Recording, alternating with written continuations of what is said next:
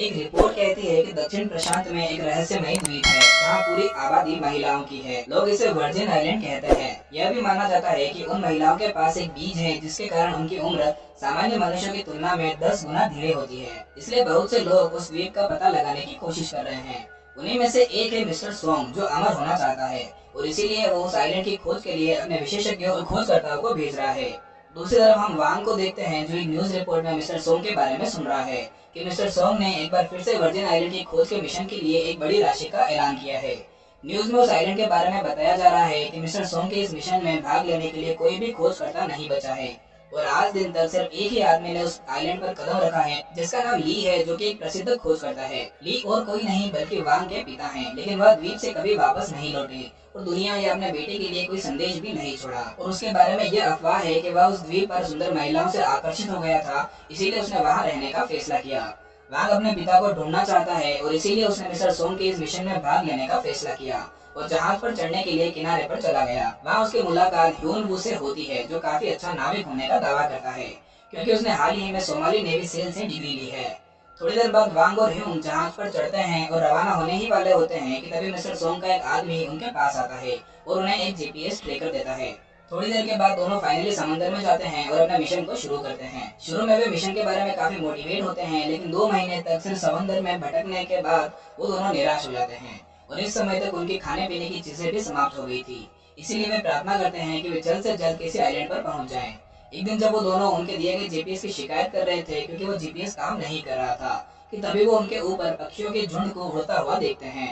वांग, जो अपनी पीठ के बल लेटा हुआ है, उसके चेहरे पर कुछ गिरता है और जब उसे सूंघता है तो उसे पता चलता है कि उन पक्षियों की पोटी है और इससे उसे यकीन होता है कि वो लोग एक आइलैंड के पास हैं। और जब वांग अपनी दूरबीन से देखता है तो ह्यून को बताता है कि उनके सामने एक आइलैंड है, लेकिन बदकिस्मती से वहाँ पर लहरें काफी तेज होती है, जिस वजह से वो उनकी जहाज को आगे नहीं ले जा सकते हैं और इसीलिए उन्हें उस आइलैंड पर तीर कर जाना पड़ता है। अगले सीन में जब वो दोनों किनारे पर उठते हैं तो उन्हें अपने चारों ओर महिलाओं की एक सेना दिखाई देती है। वांग पूछता है कि क्या वो दोनों वर्जिन आइलैंड पर है, लेकिन वो महिलाएं उन दोनों को बस घूरती रहती है।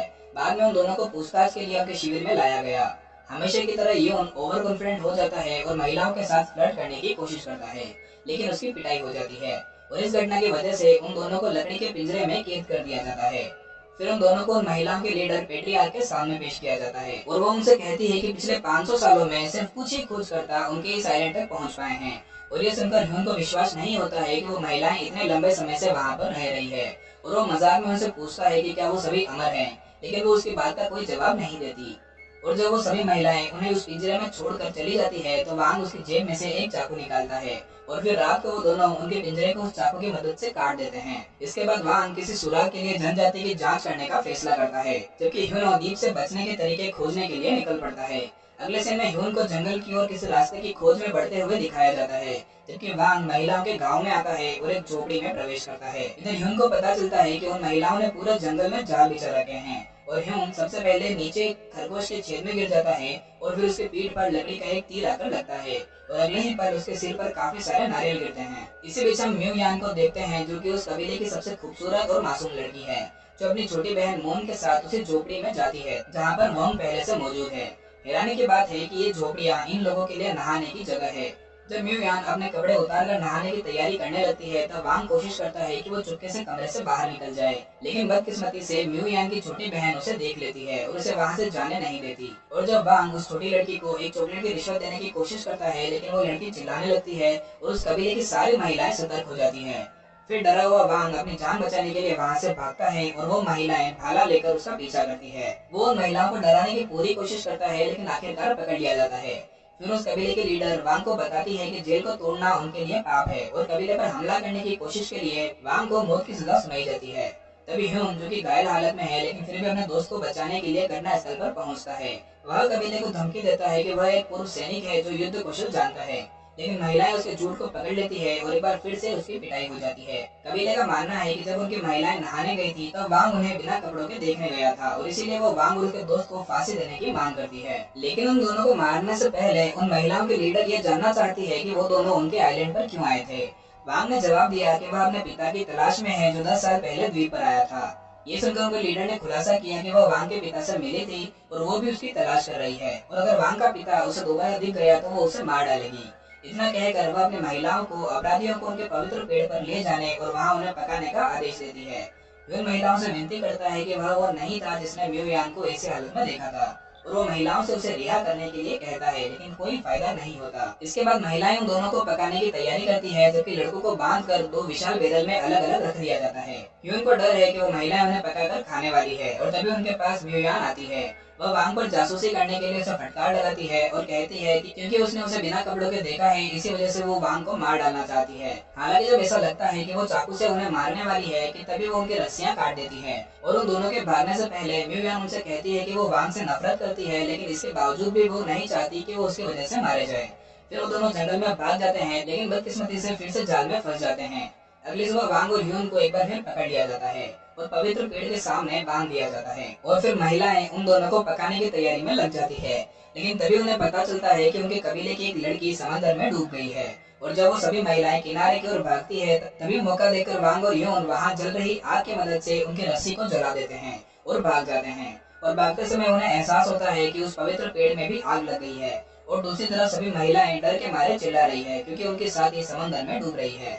इधर जब वो दोनों वहां से भाग रहे होते हैं कि तभी वांग का मन बदल जाता है, और चाहे वो कबीले वाले थोड़ी देर पहले उसे और उसके दोस्त को मारने वाले थे, लेकिन फिर भी वो उस डूबती हुई लड़की को बचाने का फैसला करता है। फिर वांग किनारे पर जाता है और उस लड़की को डूबने से बचा लेता है, और जैसे ही वांग उस लड़की को किनारे पर लाता है, तभी ह्यून उस लड़की को बचाने के लिए उसे सीपीआर देने लग जाता है, और फाइनली उस लड़की की जान बच जाती है, और महिलाएं लड़कों की बहादुरी की तारीफ करती है।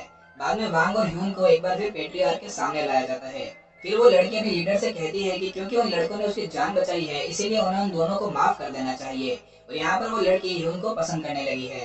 लीडर भी उन दोनों को क्षमा करने के बारे में सोचती है, लेकिन तभी उन्हें पता चलता है कि उनका पवित्र पेड़ जलकर राख हो चुका है, और जब उन्हें पता चलता है कि इसके पीछे उन दोनों लड़कों का हाथ है, तो उनकी लीडर फिर से उन दोनों को दंड देने का फैसला करती है। हालांकि म्यू यान और वो दूसरी लड़की सुझाव देती है कि उन्हें उन लड़कों को आखिरी मौका देना चाहिए, और फिर पेट्रियार्क उन दोनों लड़कों को उनके पवित्र पेड़ को फिर से ठीक करने के लिए 3 महीने का समय देती है, और अगर उनका पेड़ वापस फलता फूलता नहीं है तो उन दोनों को बेरहमी से मार दिया जाएगा। अगले दिन वांग और ह्यून पेड़ से चारकोल की पॉलिश करने और उसे पानी देने की पूरी कोशिश करते हैं। जैसे जैसे समय बीतता है, लड़के महिलाओं के करीब होते जाते हैं, क्योंकि वे उनकी रोजमर्रा की जिंदगी में उनकी मदद करते हैं। अपने आधुनिक उपकरणों और तकनीकों के उपयोग के साथ वांग और ह्यून बड़ी मछली पकड़ते हैं और उन्हें सब्जियां उगाना भी सिखाते हैं। इस दौरान वो दूसरी लड़की ह्यून का ध्यान खींचने की पूरी कोशिश करती है, और ह्यून भी उस लड़की के लिए रोज फूल लाता है। एक दिन जब वांग अपने जीपीएस पर सिग्नल ढूंढने की कोशिश कर रहा था, तभी उसे म्यू यान के पीछे एक वाइपर सांप दिखाई देता है, और वो तुरंत म्यू यान को उस सांप से बचा लेता है, और वो दोनों एक रोमांटिक पोज में दिखते हैं। फिर म्यू यान वांग को बताती है कि वो उसका पालतू सांप है। अगले दिन वांग और ह्यून उस पवित्र पेड़ को फिर से अंकुरित होता हुआ देखकर बहुत खुश होते हैं, और फिर रात को सभी महिलाएं और वांग और ह्यून भी जश्न मनाते हैं और डांस करते हैं। और तभी वांग म्यू यान को शांति से नाचते हुए देखता है, और वांग सोचता है कि जिंदगी बड़ी होनी चाहिए, लंबी नहीं। और फिर वांग म्यू यान और उसके कबीले की रक्षा करने का फैसला करता है। थोड़ी देर बाद म्यू यान वांग के पास आती है और वो उसे अपने कबीले के इतिहास के बारे में बताती है। वह बताती है कि बहुत समय पहले एक सर्व महिला जनजाति थी जिसे डायन जनजाति के रूप में जाना जाता था, और ये डायन जनजाति प्रकृति के सबसे करीब रहने वाली जनजाति थी, जिनका काम उनके पास मौजूद युवान बीज की रक्षा करना था, और उनका मेन काम यही था कि उन्हें प्रकृति और मनुष्य जीवन के बीच संतुलन बनाए रखना था। हालांकि जैसे जैसे मानव बस्तियों का विकास हुआ और जो लोग पृथ्वी पर आए, उनकी मृत्यु भी हुई, और एक दिन उन्हें उस युवान बीज के बारे में भी पता चला, और इस चक्कर में काफी सारे लोगों ने डायन जनजाति पर उस बीज को पाने के लालच में हमला भी किया, और बीज की रक्षा के लिए कबीले के मुखिया ने उस बीज को उनके कबीले की सबसे छोटी लड़की को दिया, और उसे जहाँ तक संभव हो सके वहाँ से भाग जाने के लिए कहा। उस लड़की ने अपने पूरे परिवार को मरते हुए देखा, लेकिन जैसा कि बताया गया, वह वहाँ से भाग निकली। लंबे समय के बाद वह एक सुनसान द्वीप पर उठी, और उसने देखा कि वह जो बीज लेकर आई थी वह चारों ओर अंकुरित होने लगा था। सुनसान द्वीप धीरे धीरे जीवन से भर गया। धीरे धीरे लड़की बड़ी हो गई, और एक नई युवान बीज की रक्षा जारी रखने के लिए द्वीप पर डायन कबीला फला फूला। म्यू यान तब बताती है कि वो लड़की और कोई नहीं, उनके कबीले के लीडर पेट्रियार्क ही है। अगली सुबह वह वांग को उस स्थान पर ले जाती है जहाँ उसने आखिरी बार उसके पिता को देखा था। वहाँ पर वांग को अपने पिता की पुरानी डायरी मिलती है, जहाँ उन्होंने डायन कबीले के साथ अपने समय के बारे में लिखा है। वो लिखते हैं कि इस आइलैंड पर उन्हें प्यार, सद्भाव, दया, सादगी और जीवन के प्रति श्रद्धा के बारे में पता चला, और वो नहीं चाहते थे कि दूसरे लालची लोग इस आइलैंड को खोजे, इसीलिए उन्होंने कभी वापस रिपोर्ट ही नहीं की। यह उम्मीद करते हुए कि कबीले और उनके जीवन के रहस्य आधुनिक लोगों के लालच से दूर रहे। उसके बाद वांग को उसके पिता का आखिरी संदेश मिलता है, जो यही आशा कर रहा था कि उनका बेटा उनके द्वारा लिए फैसलों को समझेगा। अगले सीन में वांग को समझ आ गया है कि उसे क्या करना है और वो जीपीएस ट्रैकर को नष्ट कर देता है। लेकिन इससे पहले कि वो वहाँ से जाए, उन्हें उस जीपीएस में से एक बीप सुनाई देती है और उन्हें पता चल जाता है कि ये अभी भी काम कर रहा है। और उसी वक्त मिस्टर सोंग को उस आइलैंड के बारे में पता चल जाता है। लड़के फिर पेट्रियार्क के पास भागते हैं और उसे तुरंत द्वीप को छोड़ने की चेतावनी देते हैं कि मिस्टर सोंग और उनके लोग उस बीज को पाने के लिए उनकी तरफ ही आ। और फिर वो मिस्टर सोंग के लोगों को बहकाने, उन्हें फुसलाने और एक एक करके बाहर निकालने की योजना बनाते हैं। जल्दी मिस्टर सोंग अपने लोगों के साथ आता है और अपने 4 आदमियों को द्वीप की जांच करने का आदेश देता है। वो चारों लोग गांव में पहुंचते हैं, लेकिन सुंदर महिलाओं को उनका इंतजार करता देखकर वो हैरान हो जाते हैं। फिर वो महिलाएं उन चारों को अपनी सुंदरता में फंसाकर उन्हें पकड़कर बांध देती है। अपने आदमियों के वापस रिपोर्ट नहीं करने के बाद मिस्टर सोंग खुद द्वीप पर आता है और निरीक्षण करना शुरू करता है। वांग और ह्यून गेट पर उसका स्वागत करते हैं और उसे समझाने की कोशिश करते हैं कि यह वर्जिन आइलैंड नहीं है। लेकिन मिस्टर सोंग मूर्ख नहीं है, इसलिए वो अपने लोगों से वांग और ह्यून के साथ उन सभी महिलाओं को बांधने का आदेश देता है। फिर वो उनके लीडर को धमकाता है और उसे जीवन का रहस्य पूछता है ताकि वो उनकी तरह अमर हो सके। जब वो मना करती है तो मिस्टर सांग मून को जान से मारने की धमकी देता है और फिर महिलाएं बेमन से मिस्टर सोंग और उसके लोगों को उस जगह पर ले जाती है जहाँ उन्होंने युवान बीज को छिपाया है। और तभी रास्ते में जाते वक्त वही लड़की उनके एक आदमी को मार देती है जिससे ह्यून ने बचाया था। और फिर सभी महिलाएं भी उन पर हमला कर देती है। इसी बीच मिस्टर सोंग वांग को लेकर वहाँ से भाग जाता है और उसे टाइम बम पहना देता है। और फिर वह डायन कबीले के रहस्य को नहीं बताने पर उस बम को ब्लास्ट करने की धमकी देता है। तभी ह्यून महिलाओं के साथ वहाँ पर पहुँचता है और मिस्टर सोंग को पकड़ लेता है। लेकिन मिस्टर सोंग तब तक उस बम का बटन दबा चुका था और बम पर 30 सेकंड की उल्टी गिनती शुरू हो जाती है। और जैसे जैसे समय खत्म हो रहा था तब वांग को रियलाइज होता है कि उन सभी लोगों को बचाने के लिए उसे ही बलिदान देना होगा और वह अकेला ही समंदर की ओर दौड़ता है।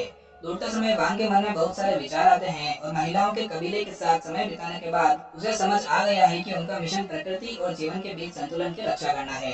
और उसे ये बात भी समझ आ जाती है कि उसके पिता ने भी इसीलिए उनकी कुर्बानी दी थी। जल्दी समुद्र में बम ब्लास्ट हो जाता है और ये देखकर म्यू यान जोर से चिल्लाती है और वहाँ मौजूद सभी लोग वांग के बलिदान देने पर रोने लगते हैं। और तभी सीन कट हो जाता है। फिर बाद में हम वांग को फिर से जागते हुए देखते हैं। ऐसा लगता है कि आइलैंड के जादू ने वांग को उसके निस्वार्थ बलिदान के लिए फिर से जिंदा कर दिया।